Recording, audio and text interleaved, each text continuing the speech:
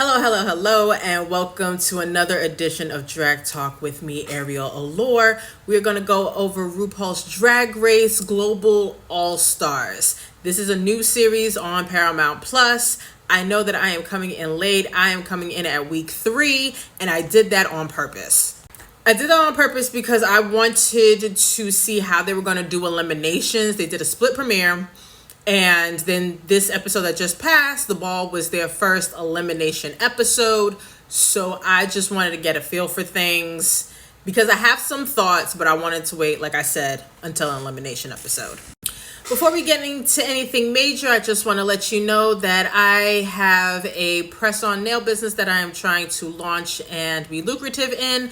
You can go onto my Instagram. I'll put it on the screen somewhere, and you can order your nails there. I have a collection out, the basics collection, one color. You get 14 pieces, available in extra small to large. So it's all your basic colors from the rainbow.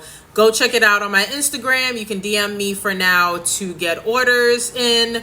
I should be coming out with a site very soon, but I do want to, get the ball rolling. And also up until August 31st, you can get 10% off your first order. Here's an example of a couple colors. We have Nymphia, which is your classic banana yellow. We also have Raja, which is a deep purple. And of course, we had to do one. This is Hershey, which is a dark chocolate brown. Also want to send a big congratulations to Lemon. She finally won her crown, 3rd time. And she won Canada versus the World. I do have thoughts on this as well, but I think I'll save that for a separate video about Canada versus the World. And again, before we completely start, don't forget 10% off those nails up until August 31st at my Instagram, Glamour G Siren Nails, Glamour Siren Nails. Okay, getting into episode 1, it went as what I thought was going to happen. It went exactly how I thought. Alyssa Edwards looks amazing. We proud of her. It was an excellent choice having her on for the first season. But between her and Queen Kong had a very strong performance. This outfit, I am getting concerned about Queen Kong and her fashions, but I'll get more into that once we talk about the 3rd episode. She honestly won and made it a tie because of that barrel spin, because I really don't understand how she does that and doesn't hurt herself every time. But I love me some Queen Kong. Episode 1 goes how it should, right? Okay. So then we get into episode 2, and yes, Eva LaQueen's talent show was so good. I loved it. It was the best. Between both the episodes, episode 2 actually had better talent show pieces. But we have to get into something.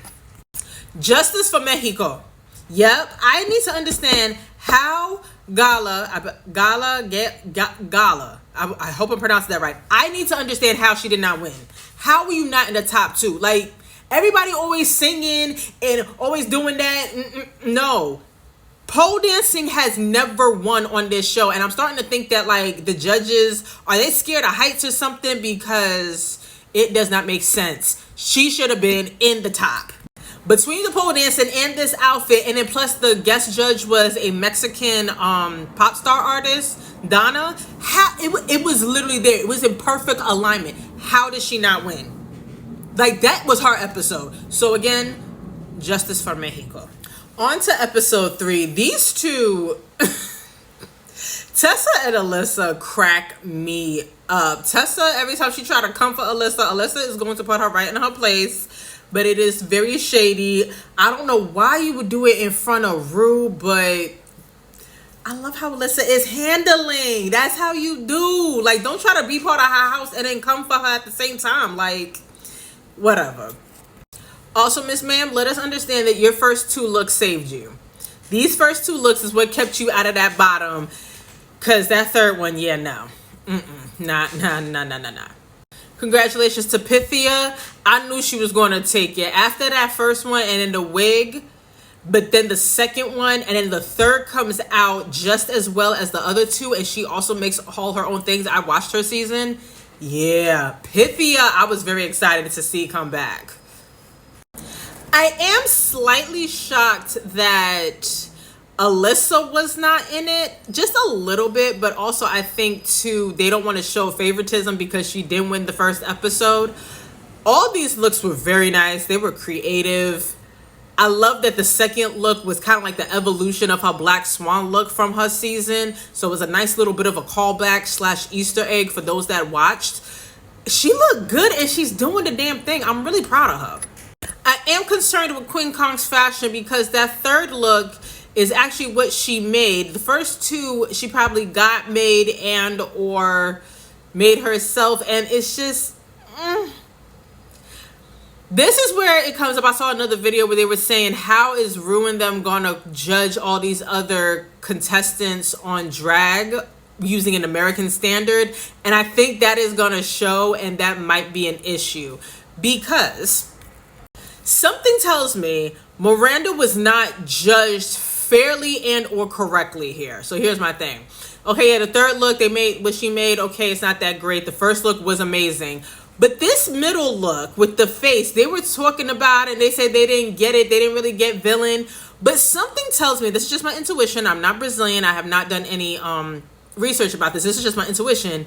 Something tells me when I saw that, I got very carnival. And isn't there like some type of folklores where it could potentially be an evil spirit, but they use a lot of color in Brazil? So that could have been some folklore person and some mythical creature in Brazil, and she was celebrating that, but they over here talking about, oh, it's not really villain enough. Like, that's kind of unfair. You can't judge properly. Sadly, I do agree with the bottom two. This one, that third, no, it was just safety pins holding it together. Y'all know how they are. And then my girl So, the first two looks were cool, but then that last look, ooh. You know how they are. You know by this time, if you end up on Global, like, they are nitpicky. So those are all my thoughts on RuPaul's Drag Race Global All-Stars. What are we thinking so far? How do we like the competition? There is going to be another part probably during the week where I talk about some more thoughts on behind the scenes generalness. We'll get into it. So until next time, mwah. Yes, we are back.